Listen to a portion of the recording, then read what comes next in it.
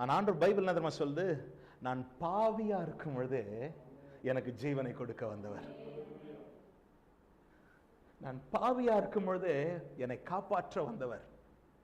நான் பாவியா இருக்கும் பொழுது எனக்காக தன்னுடைய உயிரை கல்வாரி. நான் யாருன்னே தெரியாது, நான் பிறக்கலையா, நான் பிறக்கிறதுக்கு முன்னாலேயே இப்படி ஒருத்தன் பிறப்பான், அவன் பாவியா இருப்பான் என்பதை அறிந்து எனக்காக ஜீவனை கொடுத்து என்னை காப்பாற்றுவதற்குரிய கிரியை செய்த தேவன் நான் ஆராதிக்கிற தேவன்.